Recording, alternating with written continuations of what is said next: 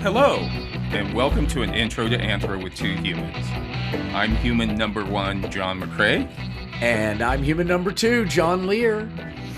And this is the podcast where we reassess what it means to be human. And the title of this episode is Tall, Dark, and Handsome with a Little More Hair on Top. Cosmetic Surgery and the Search for the Perfect Self. God, good. Finally. I'm really hoping to pick up some pointers on this one. I think we will. I think both of us. I've got my dad's chicken neck. So I'm hoping you can solve that. We'll try to fix you up. We'll try to fix you up. Other than that, I'm pretty happy with it. I'm going to drop a few, that's for sure. But it's the chicken neck. And I noticed my brother was just in town, and he has it too. Oh, really? That's a Lear trait. Yeah. A Lear trait. Maybe we should just wear scarves all the time. Like those actors who just always wear scarves. Yeah, that's what you need to do. Just become a guy who wears a black turtleneck all the time with a suit jacket. If turtlenecks only came back, I'd be saved. How about the Dickie? You ever do the Dickie with it? It's always itchy, a Dickie. Have you ever worn a Dickie? Yeah. It's kind of like wearing a scapular for a Catholic church. It's like it's kind of rough. Or something. Yeah, it is. It is. But today, John, we're going to be talking about physical appearance, obviously, and why people are never happy with the way they look, and why they're willing to go through so much pain and suffering to supposedly look better. I know. But first, as you know, we celebrate the show's birthday in the month of June. That's right. And your birthday. And my birthday as well. Yeah. That's the only way I remember the show's birthdays. It's sometime around my birthday. But we posted our first show on May 10th, 2023 as a test run. It was a soft opening, as they say in the restaurant business. Yeah. We run this show like a restaurant. Yeah, we do. We bust our own tables. We sure try to get customers in and out, and we get bummed out when we don't get tipped properly. Right. It's don't send your meal back. Never send your podcast back because we're gonna spin on it. I was recently had dinner with somebody in Las Vegas that sent something back saying that it didn't wow them. It didn't wow. My God. Oh my God. You may have to cut that person out of your life. Yeah, I know. I was like, are you kidding me? I mean, there's a big group of us. And I was like, it didn't wow you? It didn't wow you? Jesus. What has wowed me? I'm trying to think. I know. I don't know. It's been a long time since I've been genuinely wowed. I had a hand job in the early 90s. So, yeah. That might be going back to when I was last wowed. There was a lot of things that were wowing me back then. And that's a message to people out there. Don't forget the manual stimulation. Don't leave that behind.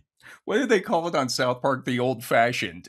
You want an old-fashioned. So anyway, I just want to say happy birthday to you and to all our listeners. Yeah, happy birthday. The show's 3 years old. We couldn't do it without you guys. Everybody that listens and writes in on our social media, and also to our patrons and our sponsors. We have a lot of patrons on Patreon. Patreon. It's a website where if you'd like to support the show financially, you can do so. Right. But you don't have to. It's not required. Yeah. We're doing this. We're just doing this. We're going to do it no matter what. Stop doing it. Maybe this undercuts what we're trying to do Patreon, but we're going to continue to do it. At the end, it's going to be just you and I in like an old folks home with like two tin cans and a string between them, still talking about like that really works. You got to pull that string tight, but it works. Yeah. That shit works. We'll be doing things like, what they had at the cafeteria that day. Be like an hour and a half. That's not a bad idea. But anyway, I just want to say thank you to Watson & Company Socks, Puppies Not Piranhas on Etsy, Media Room and Great Lakes Opinion on Substack. Congratulations, everyone. Yeah, congratulations. Yeah, I just found a loose Watson and Company sock. I'd had one that had been mismatched, and today I found a stash in my son's room. Oh, really? I matched it up, so I'm back in business. All right. God, is that a good feeling, isn't it? You know, the bad thing about having designer socks is you can't mix and match. You know what I mean? No. You can't put a campfire with a bicycle, for example. No. You can't put Bigfoot with, that's Bigfoot. Or that's my favorite. Yeah. But I just want to say, as Tiny Tim once said, God bless us, everyone. Thank you all for supporting us. I thought you were talking about the Tiny Tim on the Tonight Show. Oh, no. Was his name called Tiny Tim? No. Yeah. They called him Tiny Tim. Tiptoe through the... That was a weird, cool... That was performance art, that guy. It was. He was way ahead of his time. So weird. Got married on the Tonight Show, I believe. And what was it, Miss Patty or something like that? Oh, my God. I can't remember what it is. But the reason I bring up Tiny Tim is it's kind of appropriate for what we're talking about today, because I would argue that A Christmas Carol by Charles Dickens is the first makeover show. Oh, my God. Yeah, you're right. God damn, you're right. But it used ghosts. I know. To make him over.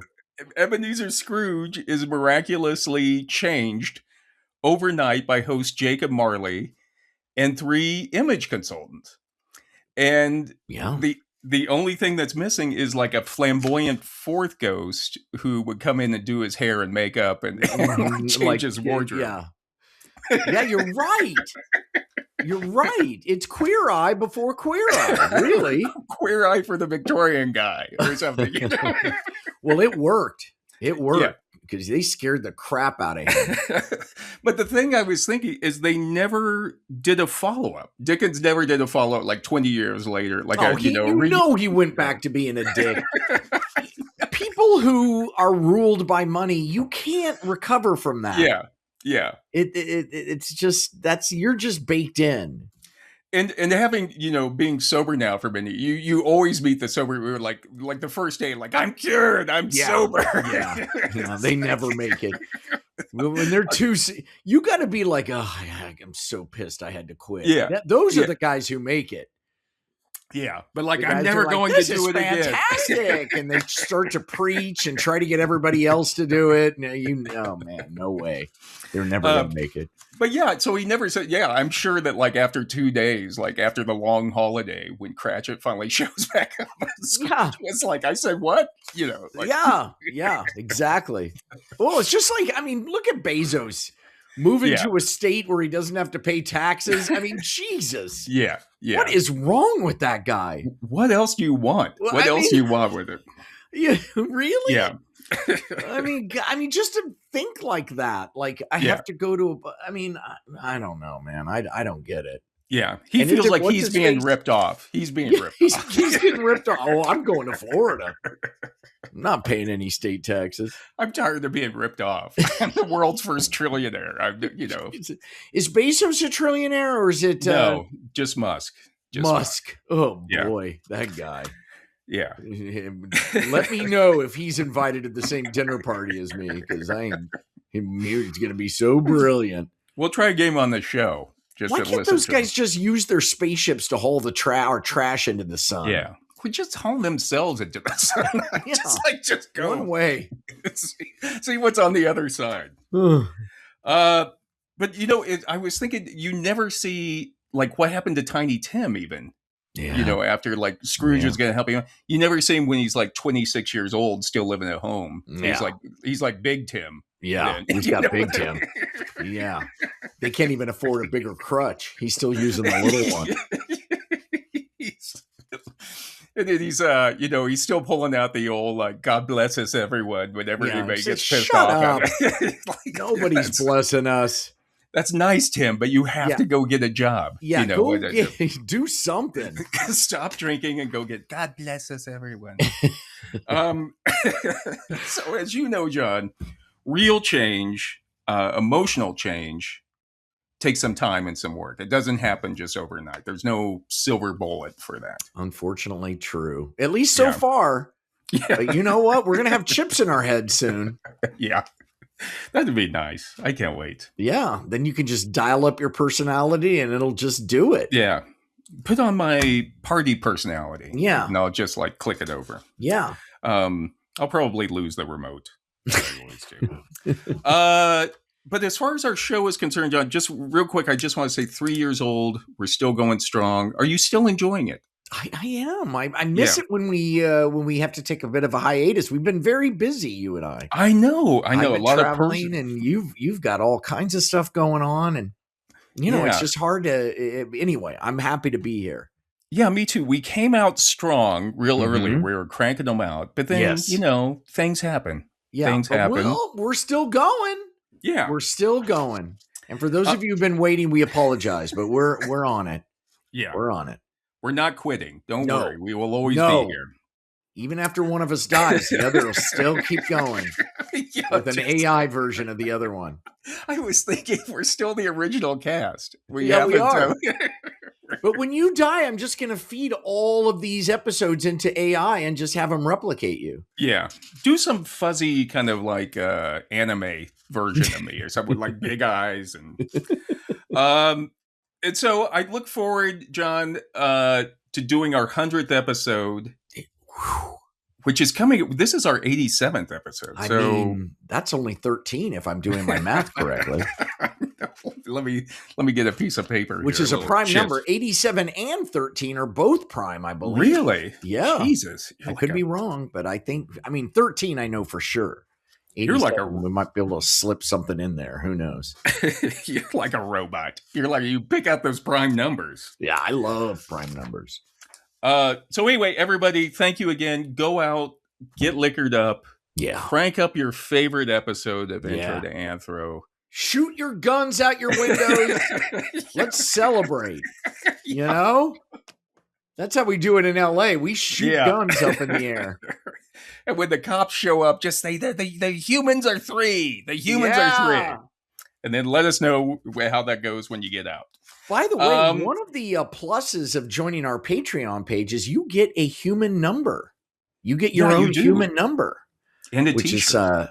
So, what are we up to right now? Do you know? I think I just sent out 14. 14. So you could be number 15, not a prime number. You can hold out to 17. Jesus Christ. This is like Westworld or something. So, John, we're going to be talking, as we said, about cosmetic surgery and trying to make your body look better today. Goddamn right. Which is a touchy subject for a lot of people. Really? Yeah. I think a lot of people don't want to say that they feel uncomfortable, or they don't want to say that they've had work done, which you mentioned your neck. Yes. Have you had any other work done? You've been in Hollywood a long time. You've been in the business a long time. God, no, I haven't. I haven't had anything. I mean, I dyed my hair when I first started graying. Now my hair is completely gray, but I had to dye my hair for something. I can't remember what it was, but they didn't like the gray. America hates old people, apparently. Yeah. So they dyed but other than that, does that count? I mean, dyeing your hair? I don't know. I don't know. I guess it does. I mean, the big scale of just like having work done for a reason or trying to look younger. Yes. Yeah. So that was, but other than that, nothing. Although I'd jump on the Ozempic in a second. Really? Yeah. Somebody gave it to me, and I'm listening to sponsors out there. I'd jump on it tomorrow. Let's see what happens to us. Yeah. Let's see what happens to us. I'd shoot that stuff right into my belly. I know your dad was bald. Yes, he was. And but you have a thick head of hair there. I forgot to say yes. My most God. I'm so sorry. A little out of it today.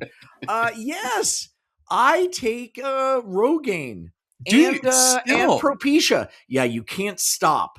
That's the thing about it. It's the picture of Dorian Gray, man. If you stop, all the hair you've grown falls out, apparently. But yes, when my wife, Jennifer, when we were newly married, apparently the sun hit the top of my scalp just right. And she saw the future and was like livid.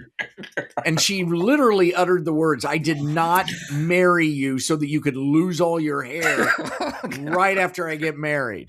And so she went and took it upon herself to look it all up and got me on Propecia and Rogaine immediately, and I've never looked back.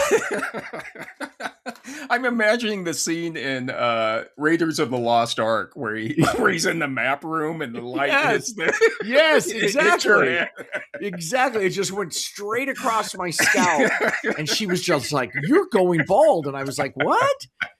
Because I still had long hair at that point. Yeah. And and you know what? I got on it and look at me. I know. It's fantastic. We've conquered baldness. We have conquered it. If you're bald, it's by choice, which is fine. Yeah. Fine if you want to be bald, but make no mistake. And listen up, people. I just want to say all of these natural, quote unquote, remedies, that none of them work. None of them. And you don't have to sew doll hair into your head. Just go out. A lot of people do that, you know. Go out to the Rite Aid, CVS, whatever, and just buy yourself some minoxidil. Yeah. And spray it on your head twice a day. That's all you got to do. You do the topical or you do the systemic? I do both, but you don't have to do both. Just start with the topical. If you think you're losing hair, then you are, by the way. And just go out and get yourself some Rogaine or over-the-counter generic Rogaine. You don't even have to get the Rogaine. Yeah. And there's lots of ways to deliver it onto your scalp. You can use the mousse. Oh, yeah. You can use the spray, which is what I use. Or you can, there's something else like I don't know, like you do it in the shower. I don't recommend that. I get out of the shower, 5 sprays. Really? Done. That's it. And then at night before I go to bed, 5 sprays. And look at it. And that's it. All right. Then you can take the pill. You can take the pill. Now the pill has some sexual side effects. Really? You can't get hard for a little while. Fortunately, I wasn't one of those people.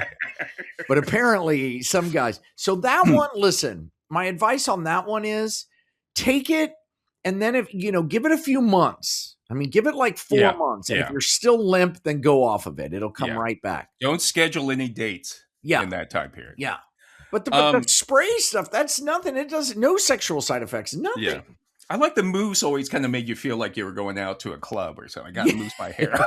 Did you take it for a while? Did you do it? I did for a while, but I lose interest in things. Yeah, I'm like, that's the thing. You got to do it every single day, twice a day. But you brushed your teeth. Yeah. I mean, what are you doing? I'm contacting Rogaine tomorrow to try to get. It's too late. You're too late.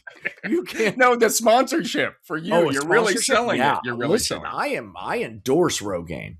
Well, a full head of hair historically has been associated with power, strength, and virility. Look at me. Look at me. You think this just happens? But you know who Julius Caesar was going bald. And apparently he was really embarrassed about it. He tried to comb his hair forward. Oh, yes. That's why you see those weird... Right. I think there are men who look really good bald. You are one of them. You can pull it off. Yes, you can. I don't know. But most of us, listen, look at me. I'm tall and, thin, and I would look like a chemo patient. I was going to say, before I forget, you know what? Caesar actually had the Roman Senate pass a law that allowed him to wear that triumphal wreath all the time. Like, weren't supposed to wear because that. It was like the first baseball cap. I know. He just got to set it on there. But in a article called Strange Things Out of Hair, Baldness, and Masculinity in Early Modern England, writer Anu Korhonen says that people have usually made fun, that they've dealt with their baldness historically by making fun of it. And that's kind of like self-deprecation. Right. Well, that's a positive thing. I think being self-deprecating is a positive attribute. To laugh at yourself. I mean, you can go too far where it's self-flagellation, but I'm saying being fun about yourself is I think very a sign of someone who is Right. in control. In control. I think it's a Yeah. good sign, is what I'm trying to say. My father was completely bald. Yes. And he used to say that he was the first bald 7th grade class president his school ever had. So that's an example. When did you start losing your hair? I think it was in I think in my late 30s. Yeah, because you had a full head of hair. I love my long hair. I really miss my hair. You look good. Yeah. I'm looking at a picture of you right now that hangs on my wall of you with that our friend Jeff did, that of you playing the guitar. Yeah. And you've got chops. You just look fantastic. I remember it was when I was living in Santa Fe working at the O'Keeffe Museum, and I was manning the cameras one day. And as I'm going through, like scrolling through all the cameras, I come across the back shot of some bald guy. And I'm like, who is that? Uh-oh. That's a harsh toke, isn't it? Yeah, I'm looking around trying to find it. And I'm like, he's moving around. What's he doing? He's at a desk. And I realized they had a camera behind me. Oh. And I was getting my own head. Oh, I'm so sorry. And now I would say trying to put a stocking cap on my head is like trying to put a sock on a basketball. Well, you've always had a large head. Yeah. You've always had a large head. Yeah. Which is good. It's a good looking head. Movie stars all have big heads. Did you know Little that? guy, big hands. Yeah. Mm-hmm. Mm-hmm. Too late for big, that. big you know what, too. And I've seen it. You are hung like a wildebeest. Oh, no. A calf. Oh, yeah. Well, no, no. Don't. We'll come back to that later. But I want to tell you where the idea for this episode came from. Okay. Several months ago, I came across an article in The Guardian titled, quote, "Being short is a curse. The men paying $1,000 to get their legs broken and lengthened." Isn't it crazy? Yeah. Oh, my God. And painful, right? Super painful. It takes months. Oh. And the article is by the journalist Ruth Michelson. And Michelson discusses a man who went to a clinic in Turkey because it's cheaper. Yeah, I would say, like, spend the money. Spend the money if you're doing that. Yeah, go to Turkey for everything. Our healthcare system, as we all know, is terrible health system here. And now that I travel internationally, I really realize it. Because I'm away from all the propaganda telling us we have the best healthcare in the world. I'm like, wait, it's like a wake up call. It's amazing. Yeah. But Turkey. Go to Turkey. And the man, first off, was 5'6" to begin with.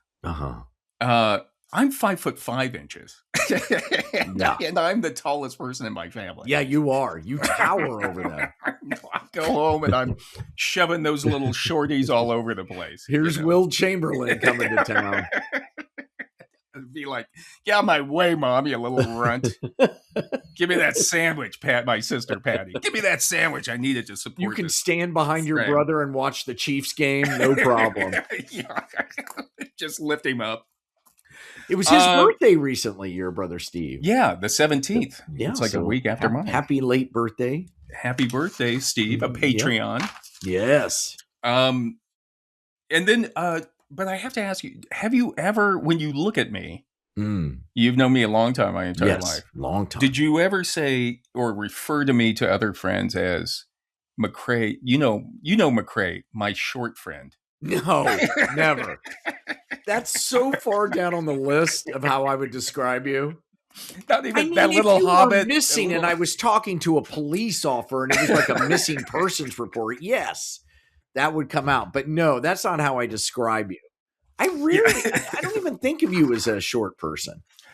That's why I never think of myself that way either. But this guy was upset being 5'6". Yeah. Well, listen, you got to have something else really strong. Now, in your case, you're brilliant and you're funny.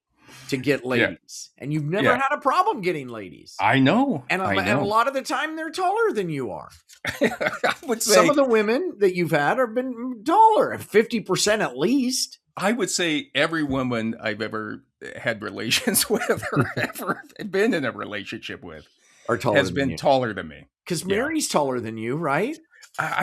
She says we're the same, but I think that's her just trying to be nice to me. But I think she's a little taller than me. Yeah. Well, she always steps down one step when she kisses you on the way. No, I'm kidding. But she carries around a milk crate. If you're brilliant and funny, then who cares? But if you're not, and you don't, then women, listen, you got to have something. Yeah. And if you're 5'6" and you're boring and not very bright, I mean, look, studies show that taller people tend to be more successful. We're going to get into that, the actual statistics about it. But in the article, the guy's named Frank, quote unquote Frank. They probably changed his name. Right. Frank. I mean, we have a friend who's Frank, but it's not him. It's not him. No, it's not. It's not. Although he's shorter. He's taller than you, but he's shorter than me. Is he? Maybe he is getting his legs lengthened, and we don't know. I don't know. I haven't. We never see him in person anymore. We only see him once. Asking me for bone marrow transplants. He keeps wanting. You too? Yeah. You too. And I keep giving, but God, it hurts like hell, and it takes 6 months to recover. He's already taken one of my kidneys too. I don't know what else to do with him. He took one of mine. But anyway, Frank in the article, he's 38 years old, and he lists off a number of negative experiences he's had being short, including being taunted about his height at school. Okay. But he's 38. I mean, that's over. Yeah. And the thing is, people will find, even if you were 6'5" at school, they'd find you, I mean, everybody gets something. Yeah. They'll taunt you. They'll taunt you something. He also said he became embarrassed when he'd go on blind dates and having women say that he was too short or shorter than they expected. Yeah, if it's a blind date, tell them. Yeah, if you're not into short guys. I don't want you to be disappointed. Yeah, if it doesn't matter, then let's go out. My therapist used to always tell me that women lie about their age and their weight. Mm-hmm. And men lie about their height and their income online. Wow. God, we're so cool. Pathetic. What's wrong with all of us? Jesus. And Frank then says in the article that tall people don't realize their privilege. He says, quote, "It's hard to explain if you're not a short man yourself, but in modern society, it's almost a curse." He continues, quote, "Even tall men are having problems now. The new fashion is 6 feet 4 inches. Otherwise, you're a piece of shit." And okay, Frank, I'm worried about Frank.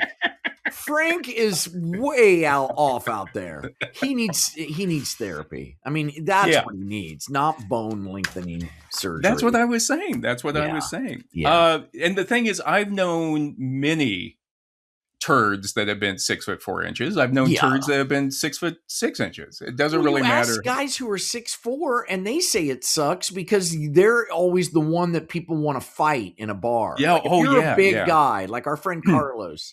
It's a big guy, and he's like, it sucks because guys who are looking for a fight are always looking for the big guy. Yeah, the big guy. Yeah.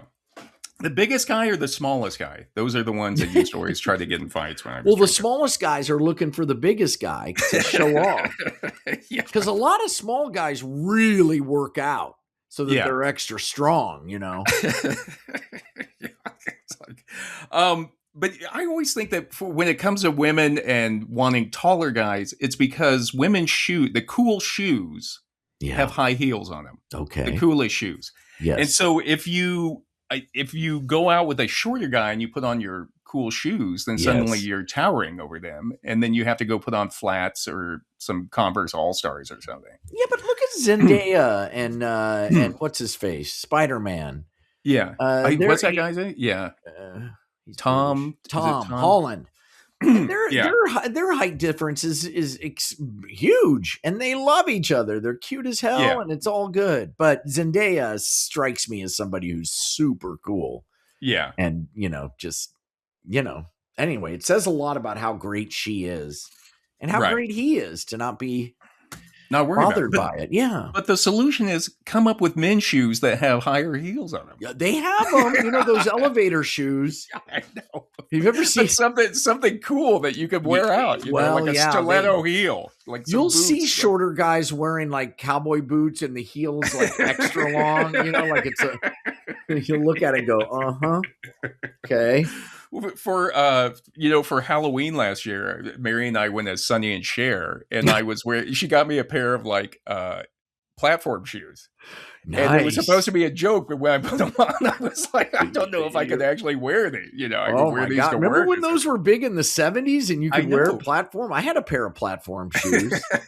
They weren't super platformy, but they were just enough to be cool. Yeah.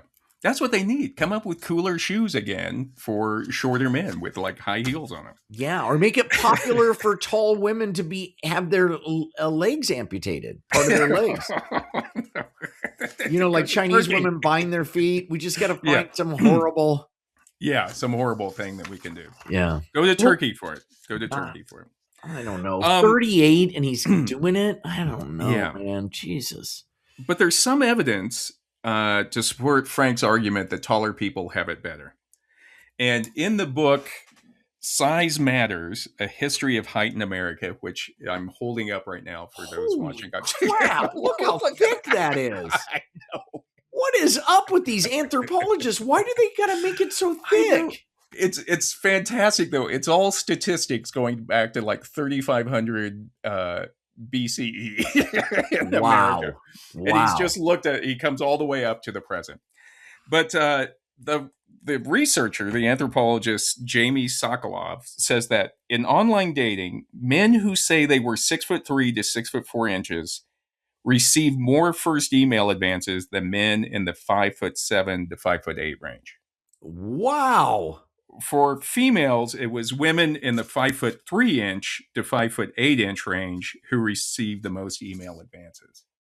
Yeah, but I don't know. It's how doesn't that just mean that people who make advances to people via email tend to like those sizes?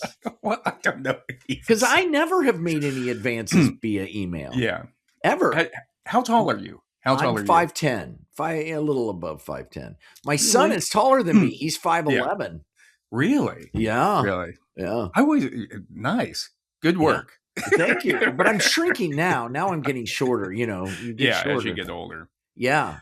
Sokolov also notes that research has shown that, quote, short men are more likely to marry poorer, heavier, less educated, and less young wives than taller men. They also marry later in life than taller men.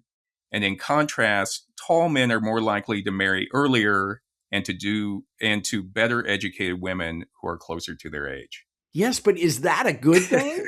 I don't know. Marrying later in life, listen, that's not a bad thing. He says this isn't anything new. He goes, if you go back and look at the records, that taller World or Civil War veterans married earlier than shorter Civil War veterans. That's the detail he goes into on this. Wow. Are we getting taller as a species? I think hearing that. Yeah, I think we are getting taller. Why? Why is that, why is that happening? I think it's because usually height has something to do with how much food you're getting, calories when you're young. And so usually worldwide, on average, it doesn't apply to every place or every person, but on average, we have more calories and better nutrition when we're younger. And so overall, things are getting better. It's just so slow and sporadic and right. But wow. Yeah. And finally, Sokolov says, and this is what got my little ire up. He says in 2004, the average 6'1" male in the United States made over $6,000 more annually than the average 5'6" male. Wow. At an average of $789 per inch, a whopping $170 billion was transferred annually from the shortest quartile to the tallest quartile of American men. Quartile? What does quartile mean? Like the 25%. Oh, I see. Wow. Yeah. Wow. Well, that's like, I thought I was being screwed. But yeah, Wow. this is what it's But saying. that's kind of nice at this place in our lives. You have now an excuse to lean on a little bit when you're feeling down. It's not your fault. Yeah, it's not. It's because I'm short. Yeah. It's those McRaes who were bred for, what were you guys bred for? But like miners, working right? in the mine, so we wouldn't hit our heads. Yeah. But it's just like, I mean, $170 billion. Think of what short people could do with that. Yeah. Go around, declare war on countries and put in shorter regimes or something. Yeah. Well, Napoleon was a guy after your own heart. What about Benito? What about what's his face in Italy? Wasn't he short? Mussolini was short. Sokolov also goes with, he says, since 1960, the typical American president, has measured 6'1", over 3 inches taller than the male average. And he says the tallest presidents were Abraham Lincoln and Lyndon Johnson. Ooh. And the shortest was James Madison at 5'4". Well, he was amazing. I know. And the tallest were LBJ and who? Abraham Lincoln, both 6'4". Oh, yeah, you always think of Abe as being tall and lanky. Yeah. Trump is 6'3". So that's he? Is he? I know, but it should put to rest any cognitive, association with height, I think. Yeah, I'm putting a big question mark on any of the health facts coming out of the White House. Yeah, check his shoes. Napoleon, as you mentioned, was actually from 5'5" to 5'7", which was average at the time. That's right in your wheelhouse. I know. And according to historian Dale Pappas, it was British propaganda that began to portray Napoleon as being really small. Oh, I see. He was average, but they made him. Well, I guess just the Brits were probably taller on average. Yeah. I don't know. But God, he was a badass. What about Hitler? Was Hitler tall? I don't know. I should have looked up here. I'll try to post some things like how tall dictators were, just to show you. I think Stalin was supposed to be a little short guy, like 5'1" or 2. I believe that. But the point I'm trying to make is Frank in the article is not completely crazy, that there is some statistics to back up that taller people have. With so many attributes: hair, no hair. I mean, the biggest one is skin color. I mean, eye color, facial hair. I mean, build. I mean, it's just, don't get your bones lengthened. What is the process? Do you know? What is it? What do they do? Well, I'll tell you. I just want to. Frank says that he's a self-starter. So he decided to take things into his own hand. Apparently, in the article, it says he has the words "self-made" tattooed on his knuckles. Oh boy! Okay, wait a second. Wait. Okay, being taller isn't going to help him. Right. Well, I'm not done yet. Michelson says that he also has a picture of Arnold Schwarzenegger, who he considers to be the ultimate self-made man, tattooed on his thigh. Okay. That we have to throw any data associated with Frank out the window. I know. Frank has so many other things to work on before his height. Can you imagine you go on a date with a guy and you go back to his place or your place and you seductively remove his pants and there's Arnold Schwarzenegger. Jesus. Well, he's gay. I don't know. I question a lot. First, the self-made, that alone on your knuckles? Yeah. Oh, my God.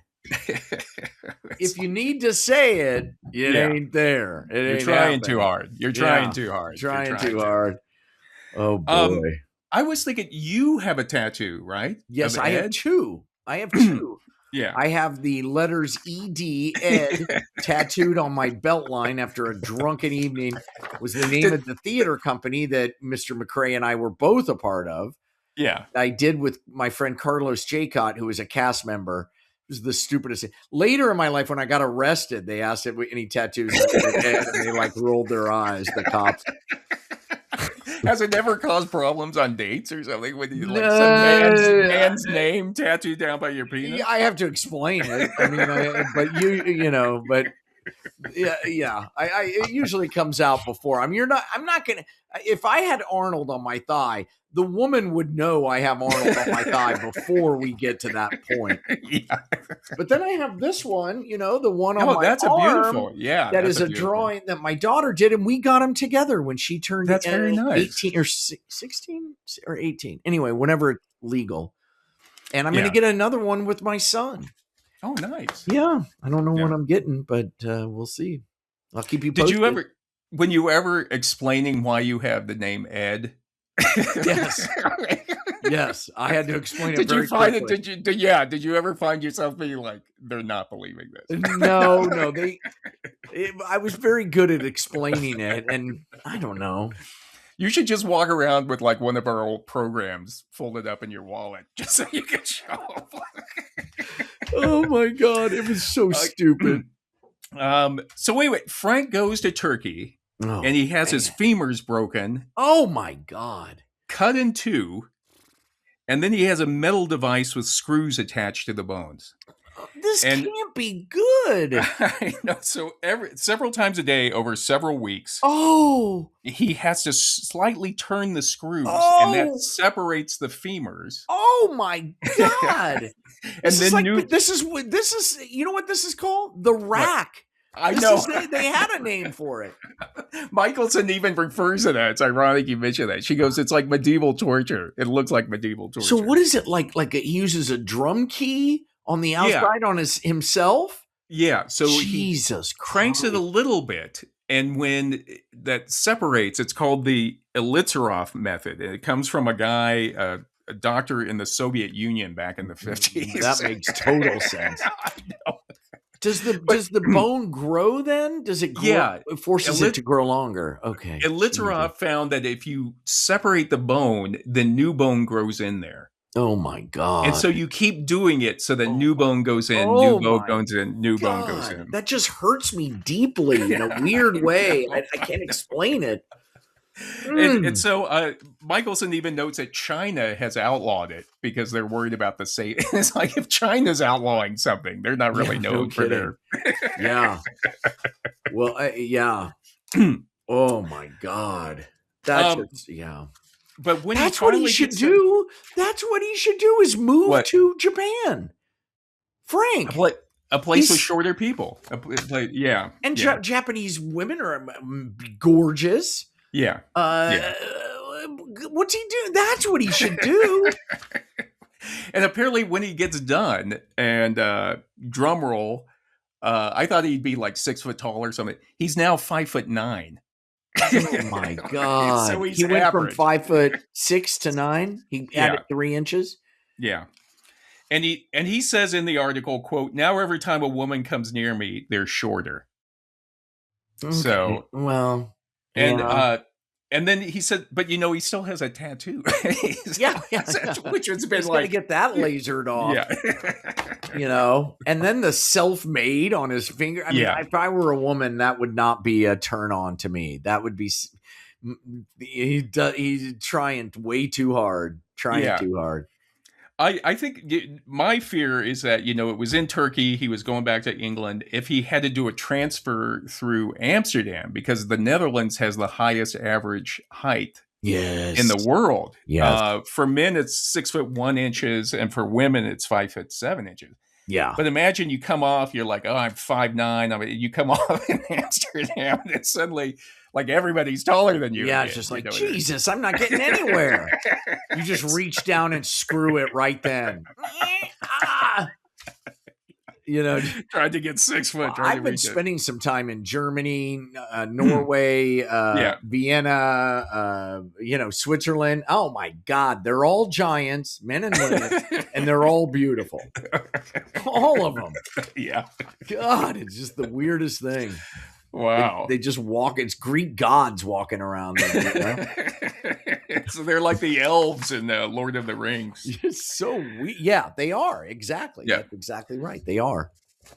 So in addition to being tall, there's also statistics that being attractive has advantages for people. Okay, I hear that. And in an Look at article, me. That's why my life's been so good.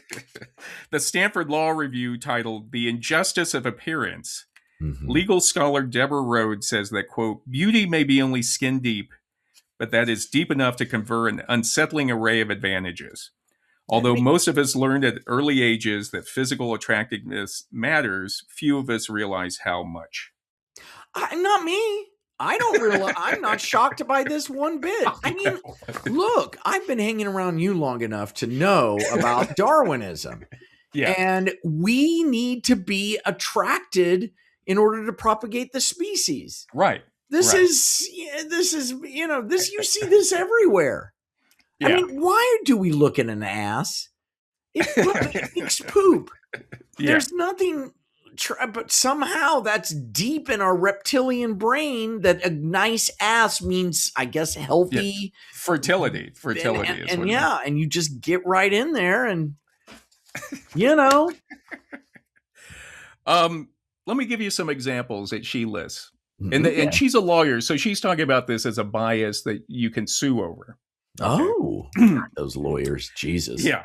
So she says, for example, less attractive individuals are less likely to be hired and promoted. Whoa, yeah. And they earn lower salaries despite the absence of any differences in cognitive ability. Absolutely. I agree with her 1,000.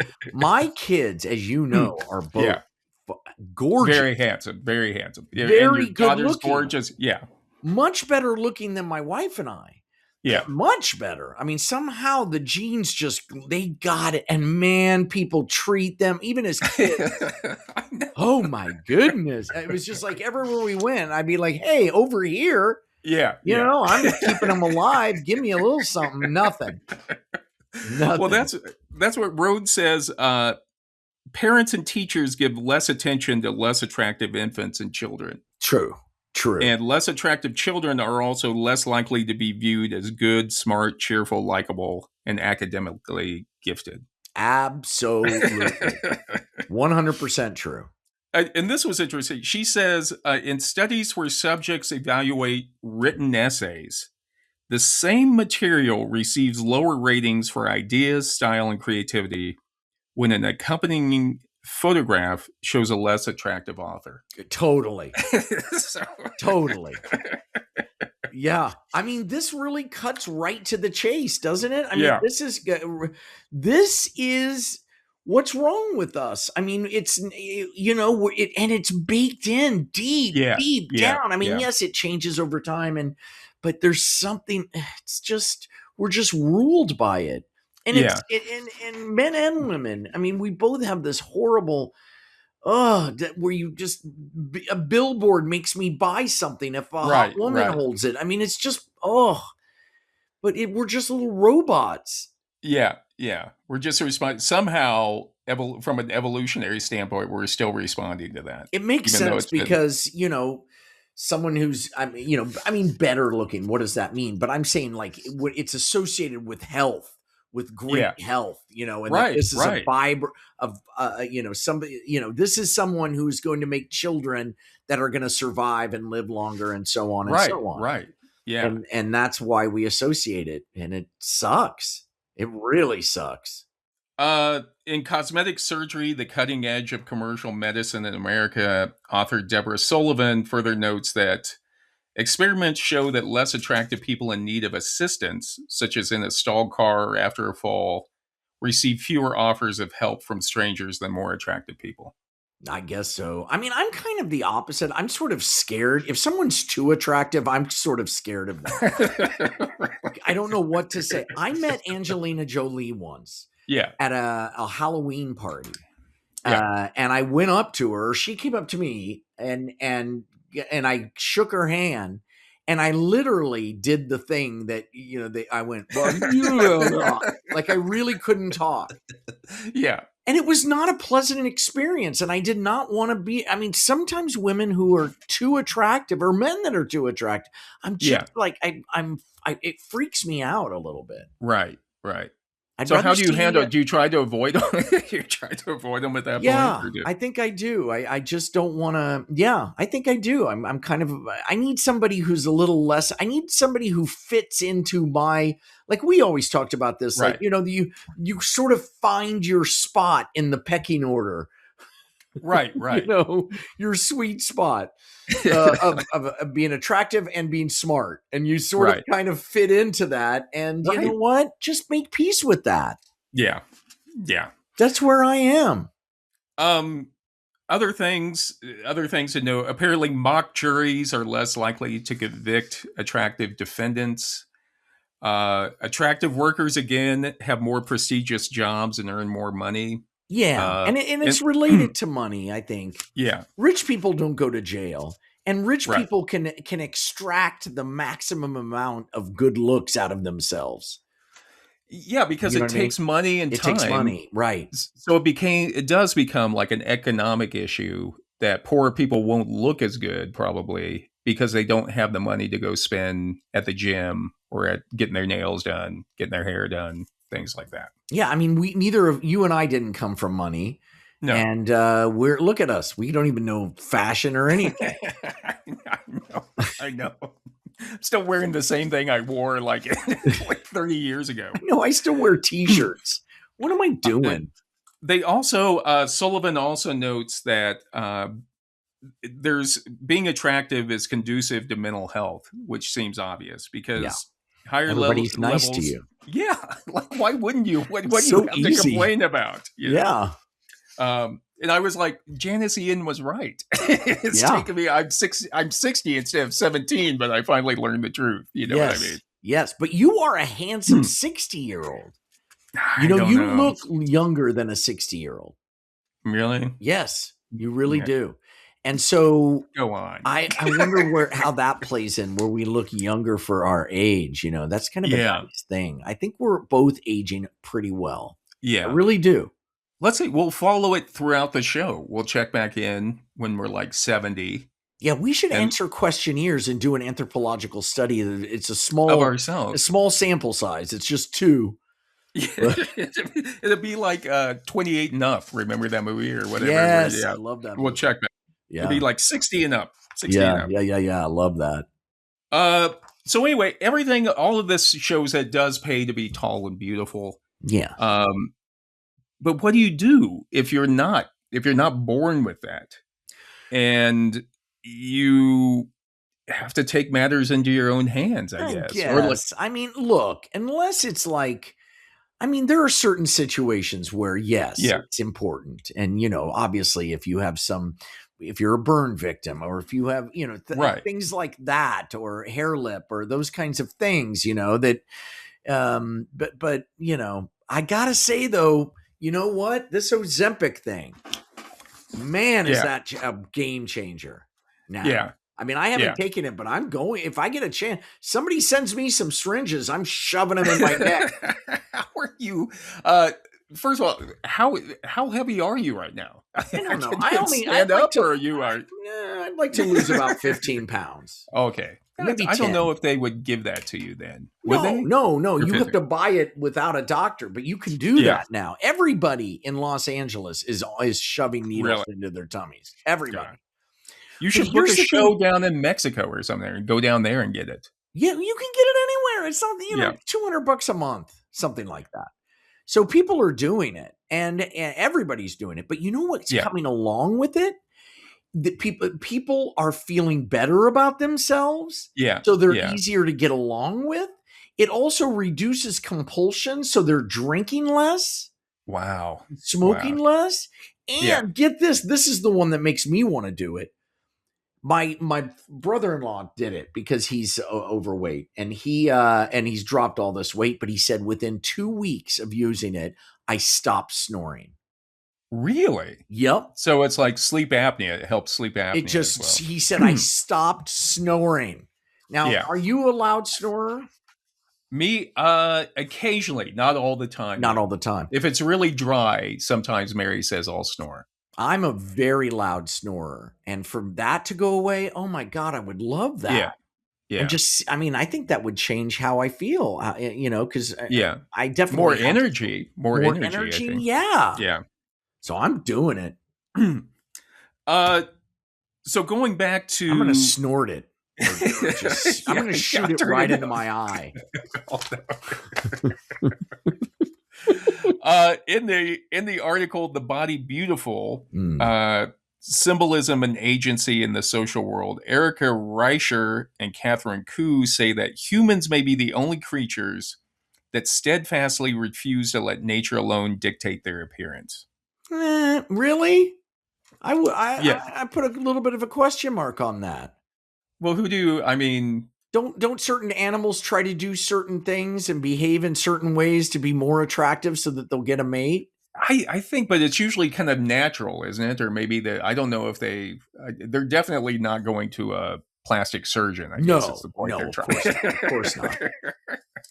No. But the thing is, beauty is cultural, as we've talked about. Yes. And culture is always changing. Yes. And so you may get a change to fit the culture at the time, but then in 20 years, maybe that culture, that's not so beautiful anymore. Chinese women who bound their feet. Right. The Kardashians, and everybody's getting butt implants, which I approve of. I love a big ass. I just think we should all have them.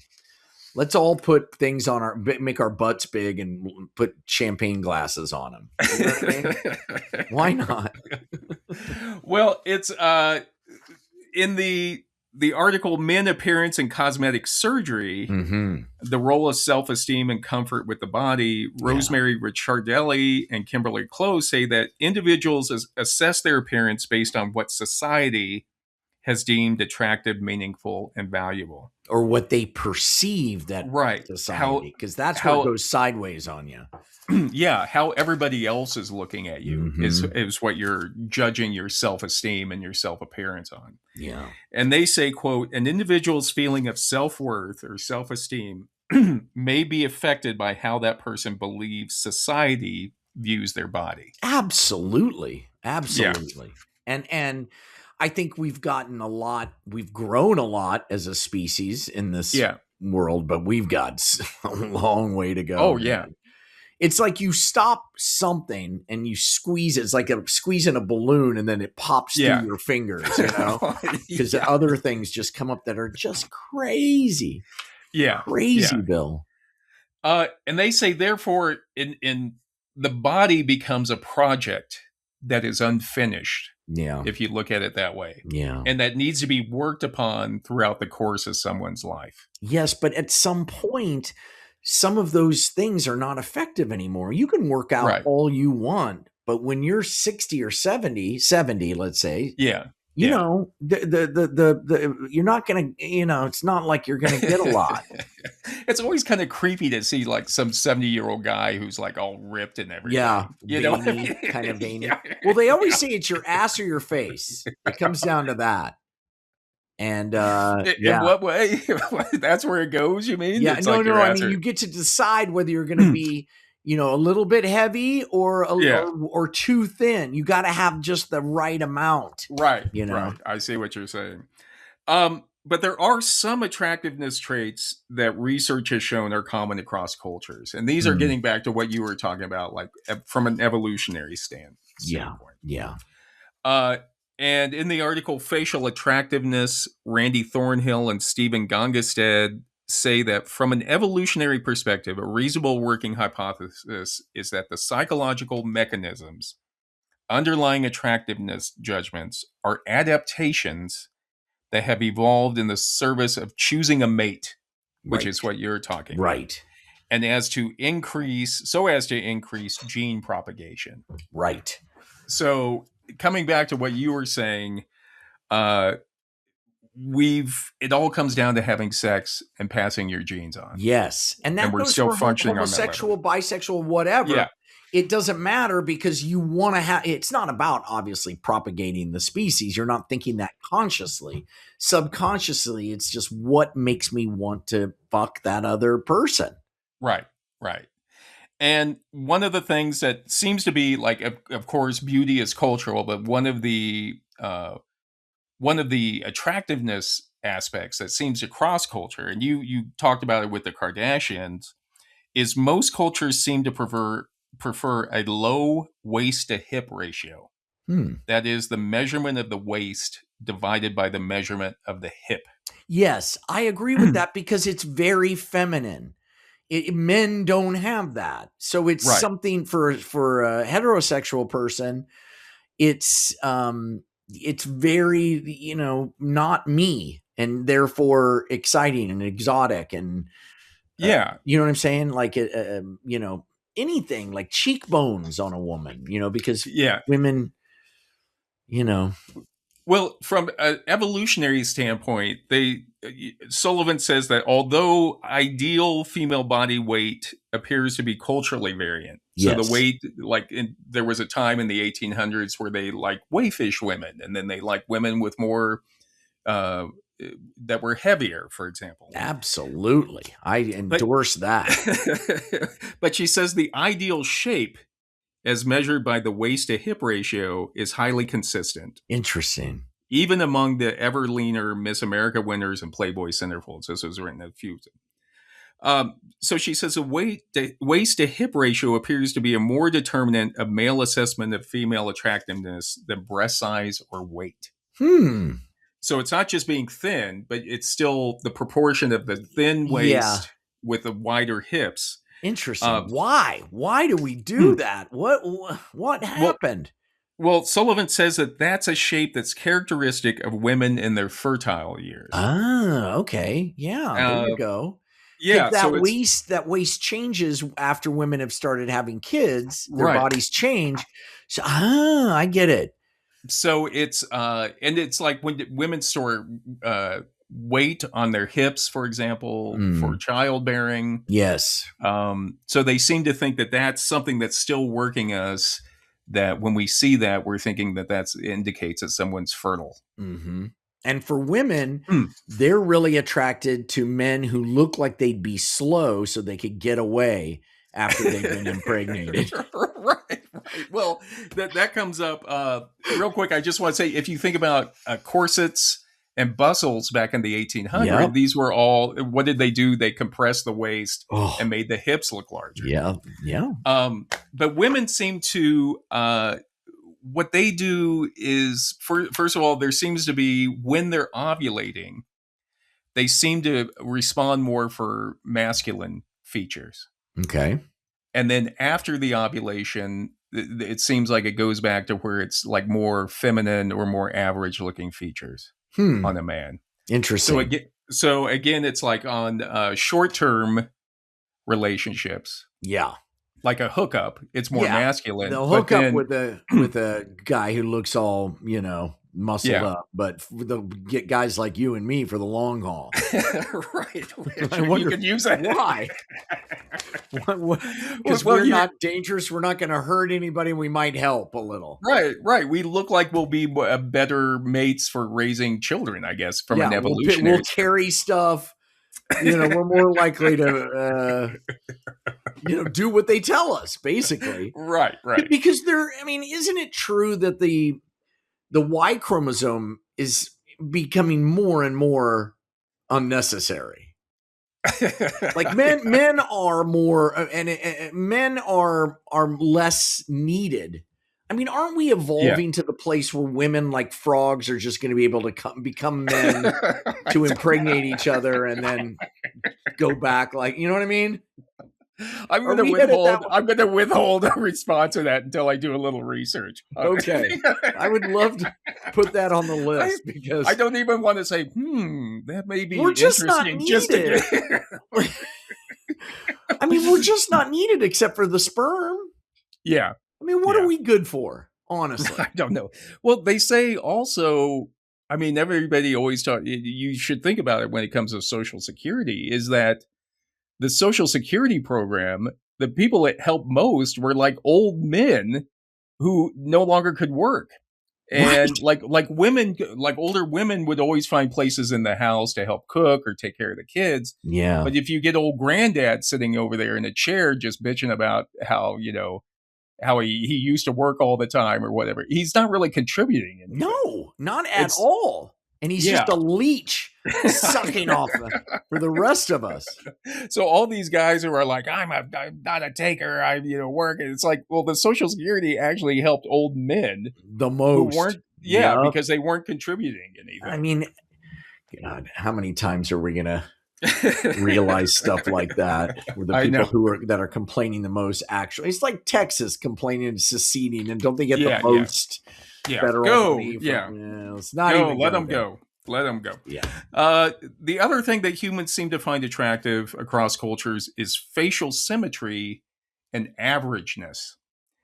And in the article titled "The Evolution of Human Physical Attractiveness," Stephen Gongestad and Glenn Scheid say, research with digitalized photos have found that people tend to find average and symmetrical faces more attractive. Okay, yeah.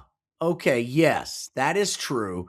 And eyes more wide set and all of those things. But, I like a crooked smile. I think that's sexy. Yeah, me too. I like a lisp. I like a sleepy eye. Yeah. I like a limp. I like a goiter. There's nothing sexier. Nothing sexier than a rouged goiter. It's like you're dating two women. But they say that the average looking, the more symmetrical and average, is what you've already talked about, is it indicates a person is healthy. Right. There's nothing too crazy going on. Yeah.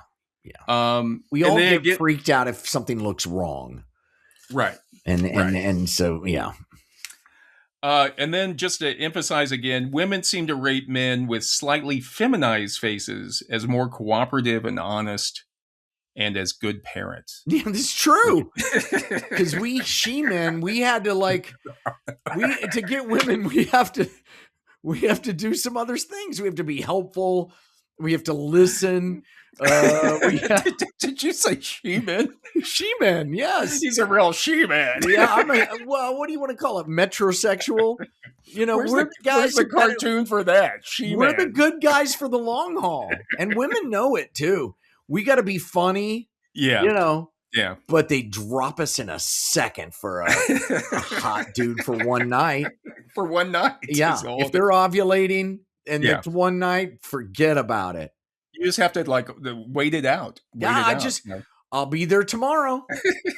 Oh, you cheated on me? Okay. Well, here you go. I did your laundry. Yeah, I waited up folding your socks. I still can't get over She-Man. I'm trying to think of Castle Grayskull when She-Man gets in there. Listen, there are more She-Men than He-Men, and you can ask a woman. So what do people expect to get out of cosmetic surgery? And from the research I was doing, it all goes back to this ancient Greek belief that the face is the mirror of the soul. Yeah. And if you had a moral, noble soul, then it would be manifested as a beautiful and handsome face. Yeah. And in other words, what you saw on the outside, the face, was an indication of what was on the inside. God damn. So true. But not true. Actually, the opposite. Because they lean on those good looks and they're less developed. Right.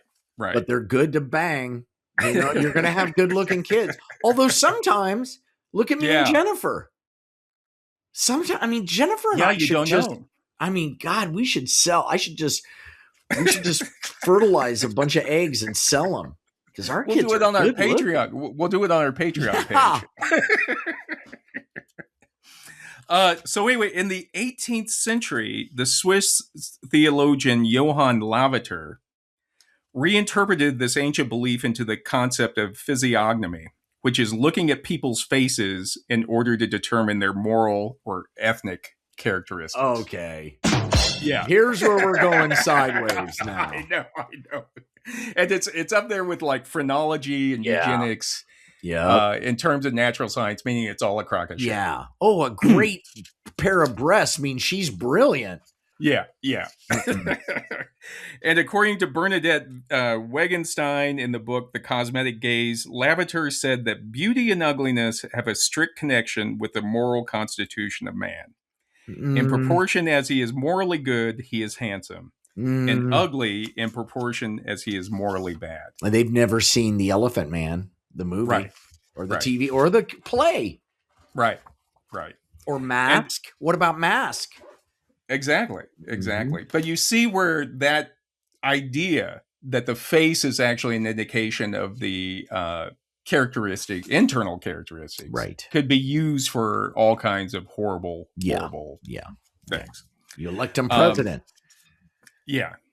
But it wasn't hard for people to reverse engineer that idea and come to the belief that if you change the outside of somebody, it would make the inside better. Not true. Right.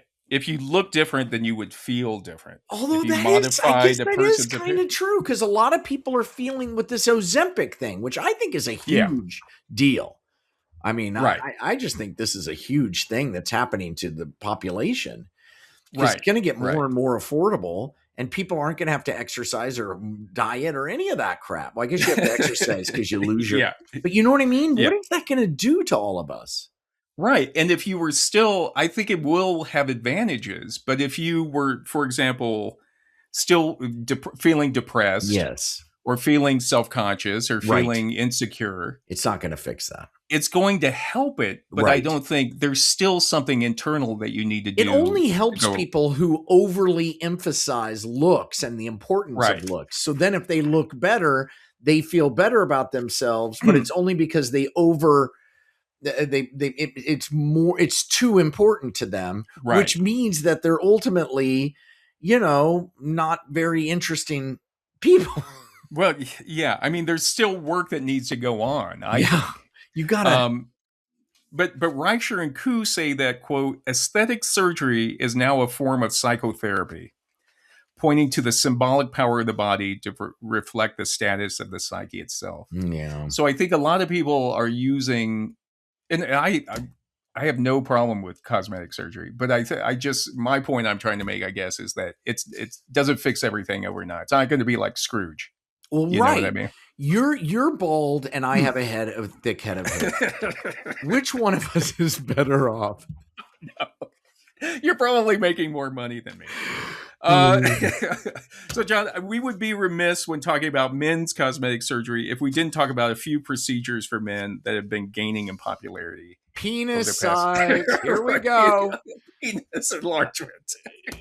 The only people who care about penis size are men. I know. Women don't care about that as much. No, I was talking to Mary about it, and you always like, was she just saying that to make me feel better? But it's like all the sensitive areas of women are kind of like up towards the front. Yeah, you got to get a finger down there or a tongue or something. So according to the Sexual Medicine Society of North America's website, a study of over 15,000 men found that an average flaccid length of 3.6 inches and an average flaccid circumference or girth of 3.7 inches. What? When erect, the penises had an average length of 5.1 inches and an average circumference of 4.5 inches. What? That's crazy. If that's... then I've got a pencil dick. God damn it. It took me... thank you. Thank you for this podcast. We had to get down to it. Wow. This explains so much. Well, let's just say 5.1. 5.1 length. No, it's the girth. That's like crazy. Yeah, 4.5 inches. Ball. 4.5. That's like a soup can. Well, let's just say 4.5. I don't think so. Know. What is it? We'll have to. I'm not visualizing it correctly. Text me later. I'll send you a pic. Don't let it go out to everybody on the. Oops! I hit reply all on Facebook. Here we go again. But they say, because a large penis culturally is thought to reflect virility, power, masculinity, and status, that a lot of people become fixated on it and think that their penis is too small. When you say people, you mean men, and you're talking about men that are, I just think they're mentally ill. I think there's something going on there. They're like the dude who's like, he's got Arnold Schwarzenegger on his thigh, but he's worried about his bones. I mean, it's just, anyway. Well, in an article titled, "I Wanted a Truncheon in My Pants, The Rise of Penis Extension," journalist Colin, and that's a quote by one of the people he interviewed. That's not by Colin Drury himself. Right. What happens is during the surgery, surgeons sever the penis's suspensory ligament, causing it to hang an inch or two lower, giving the impression of extra length. Okay, but that's just when it's flaccid. Yeah.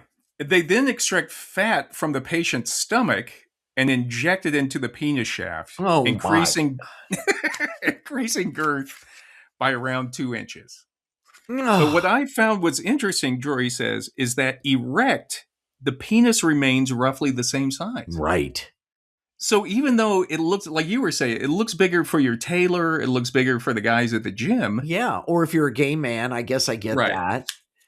But still, it's... No, as gay men, because they're going to be erect if they're in, say they're in a bathhouse and you're walking around a bathhouse, you're not going to be flaccid. Right.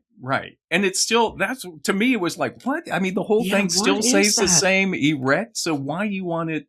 But can't you make it bigger when it's erect? No, they can't do that. They've got to be able. We can put a man on the moon. We can make an erect dick bigger.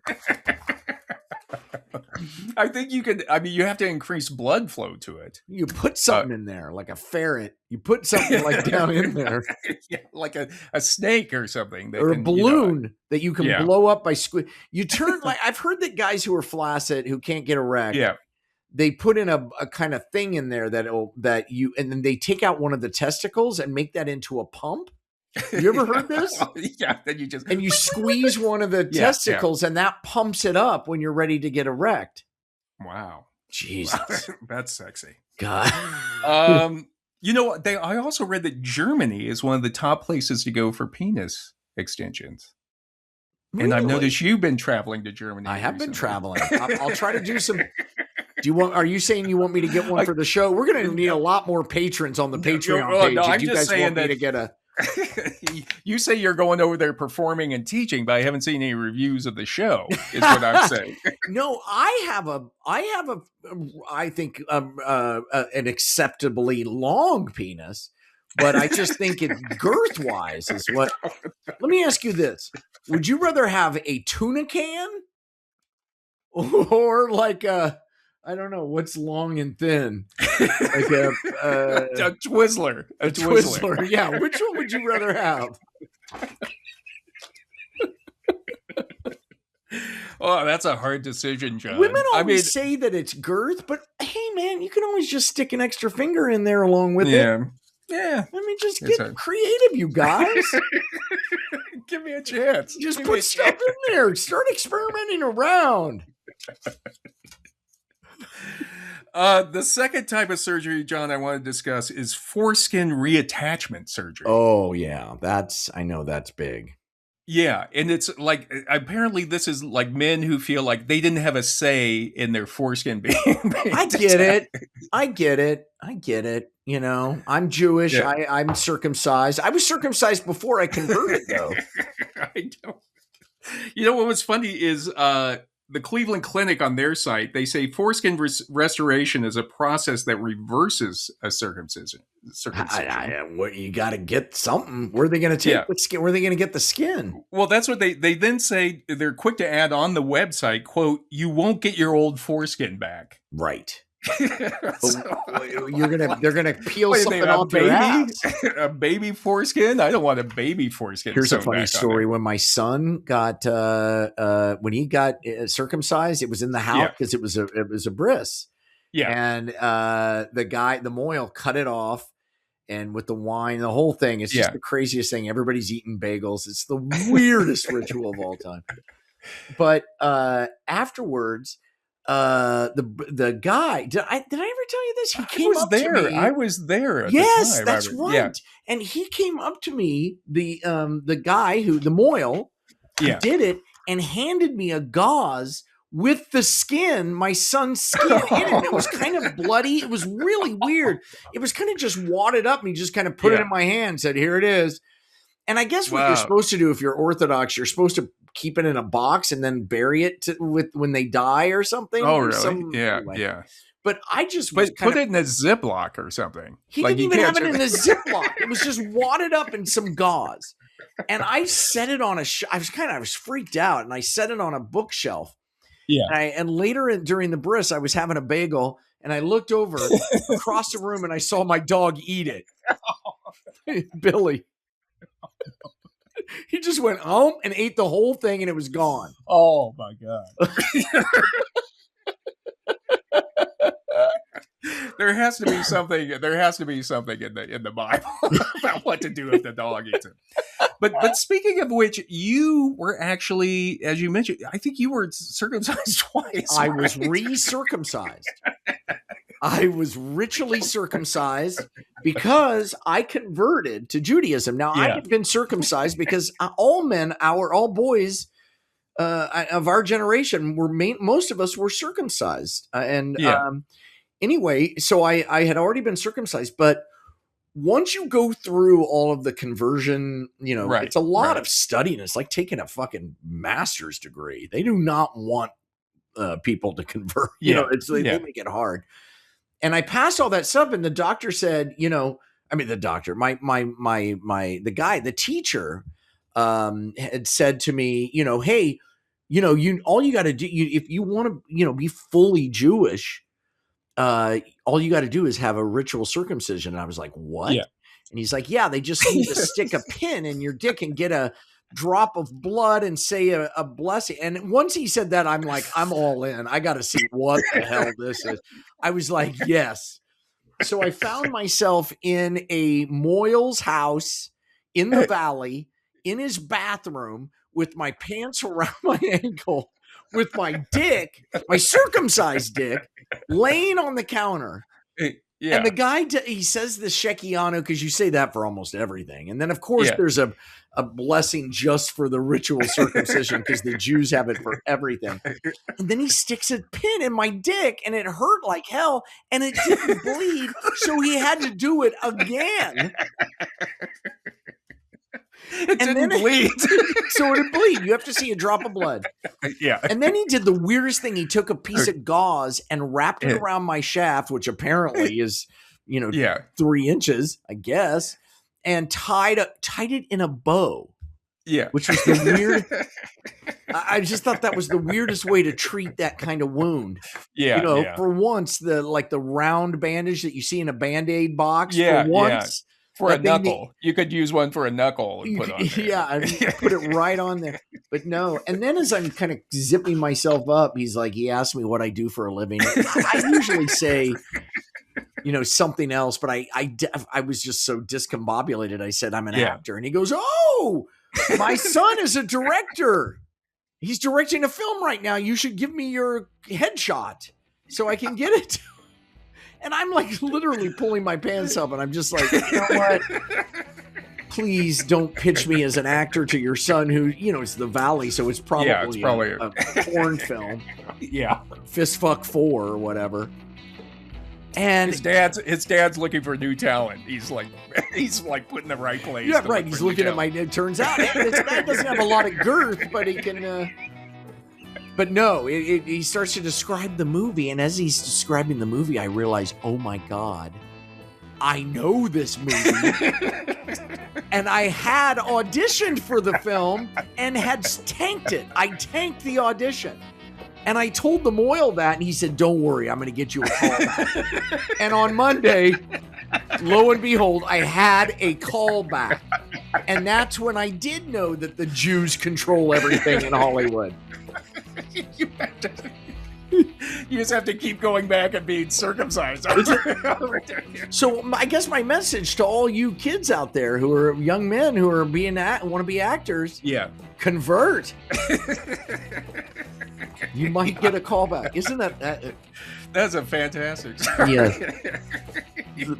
One of the best experiences of all time. Wow, is that weird? Yeah. All right, John. Well, thank you. I think we've really only touched the surface of cosmetic surgery. Well, and we've never touched the surface of each other's penis.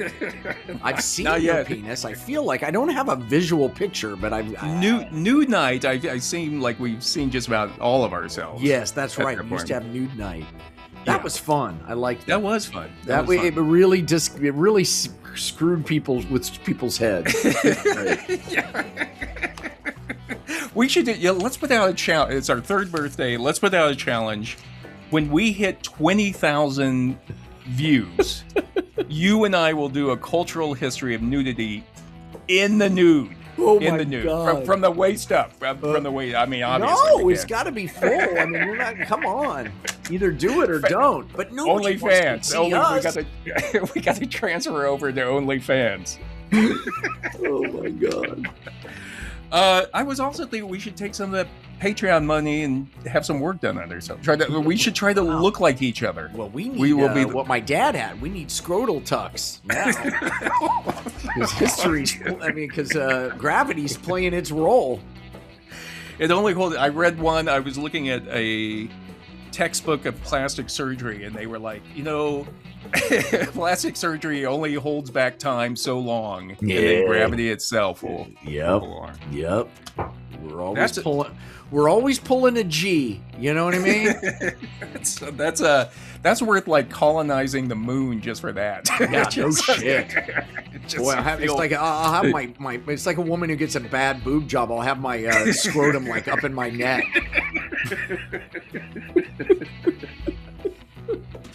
All right, so thank you to all of our listeners. Happy birthday. Please go celebrate. Yeah. Thank you to Watson & Company Socks, Puppies Not Piranhas on Etsy, Media Room, and Great Lakes Opinion on Substack. And please be sure to check out the Intro to Anthro on Cafe Press and Patreon. We love you guys. Yeah. And we love how you look. We love how you look.